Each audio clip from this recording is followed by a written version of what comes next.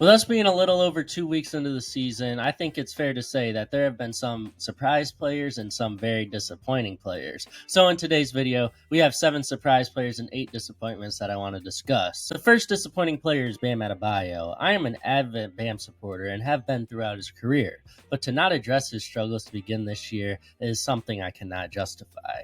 Through his first 6 games, Bam has posted a stat line of 15 points, 9 rebounds, and 3 assists. All 3 stats are lower than the normal Bam numbers, but the efficiency numbers is where I'm shook. Not one year in his career has he ever shot below 50% from the floor. This year, he is currently shooting 44%. He has decided to shoot more threes this season, and so far he has shot 21% from behind the arc. Defensively, I have no concern for Bam. Offensively, he is playing the worst we have seen since his second year in the league. So to me, he's been disappointing. On the complete opposite end of the spectrum, Bulls center Nikola Vucevic, who has been disappointing for the longest time, has actually been one of the more surprisingly good players to start 2025. In 7 games, Vucevic is averaging 22 points, 11 rebounds, and almost 4 assists a game, while shooting 49% from 3 and 55% overall. Amazing production that has been relatively close to the production he brought in his All-Star days in Orlando. If he keeps playing at this level, he will be a big-time trade asset at the deadline, as we all know many teams need a center, and if you have a center averaging 22 and 11 on great efficiency, it'll be hard for teams to pass up on trading for him. Staying positive, let's discuss a player that has really shined through 2 weeks in RJ Barrett. RJ Barrett has been on a tear to open up 2025 as he has been the best player on the Raptors with Scottie Barnes out due to injury. Now, this team may not be winning games, but the jumps he has taken as a playmaker has been really eye-opening.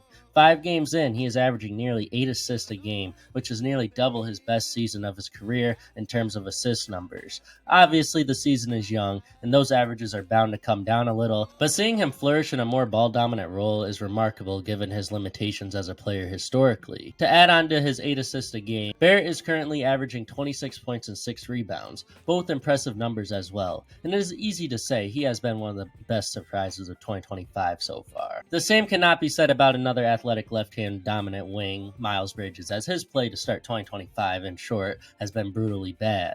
After posting career highs last season and earning a new long-term deal, Miles Bridges has regressed in every aspect of the game as he finds himself averaging 13 points and 7 rebounds a game on an atrocious 36% from the field and 24% from 3.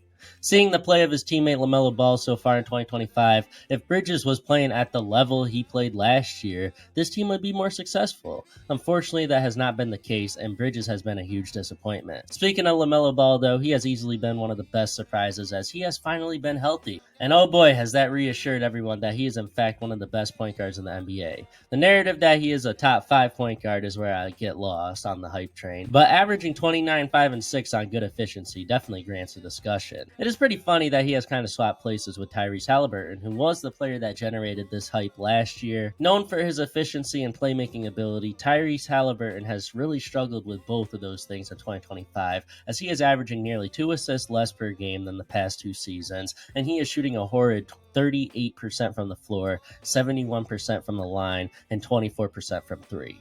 He is also averaging a little over 4 points less than we have been accustomed to. He has probably been the worst disappointment so far in 2025, if we are being honest. We had 3 players switch teams this offseason, and the common theme between the 3 is their position and ability to make shots from outside. 2 of these players have not done their job, and 1 has exceeded expectations so much that they have found themselves on the MVP tracker. The first one we'll discuss is Gary Trent Jr., as he has been atrocious for the Bucks, as he was known for his prolific catch and shoot ability from 3, yet he has shot 23% so far in 2025.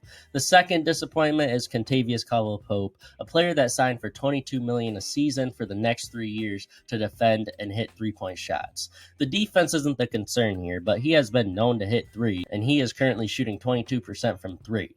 Absolutely atrocious start for both of these players, and they are major disappointments.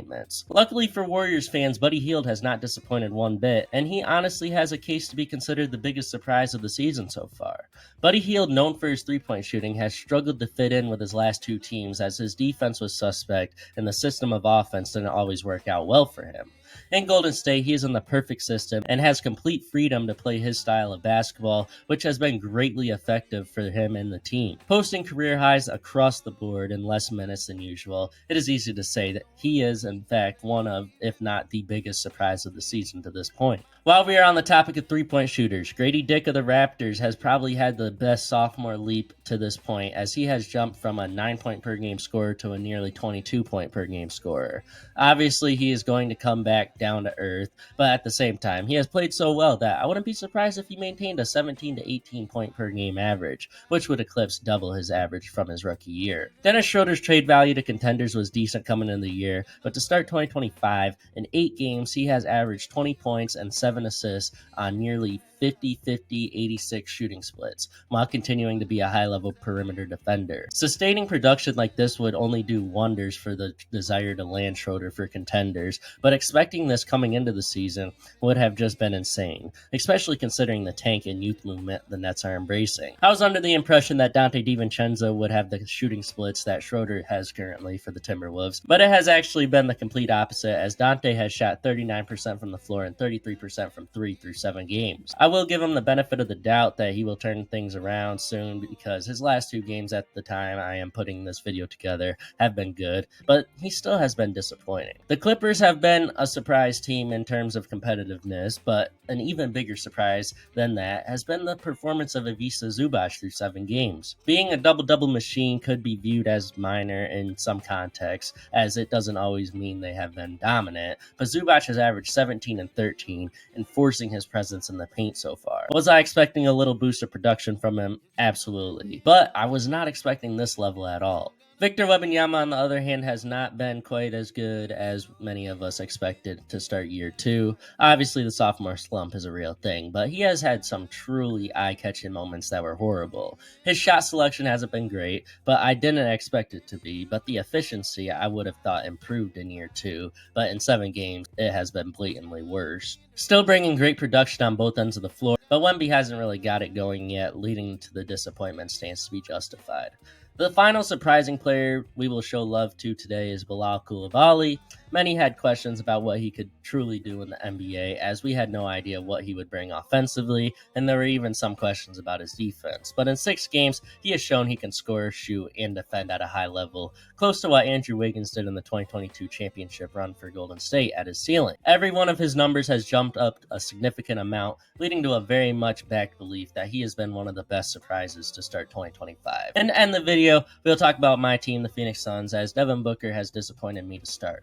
The issues I have with Devin Booker aren't exactly massive, but he has been so inconsistent to a point where you don't know if he is going to go off for 30 or be locked up and finish in the teens of points. The thing that disappoints me the most about it is that no matter what kind of game it is, he is going to be taking the same amount of shots. So as a Suns fan, as much as I like Devin Booker as a player, if it weren't for Kevin Durant's utter dominance right now in the 4th quarter, I really don't know what our team would look like. So if he doesn't pick it up, there's going to be questions about my Suns, but I got confidence he'll turn it around. But to this point, he's been pretty disappointing for me, as he's just way too inconsistent to start 2025. I hope you all enjoyed this video. On the screen right now, you have my weekly recap. In case you missed it, that drops every Monday at 3. Last week's episode centered around Giannis and trade rumors that he might go to the Warriors. And honestly, it looking highly likely, so y'all might want to check that video out. Y'all stay safe, have a good one, bye. Don't forget to like and subscribe.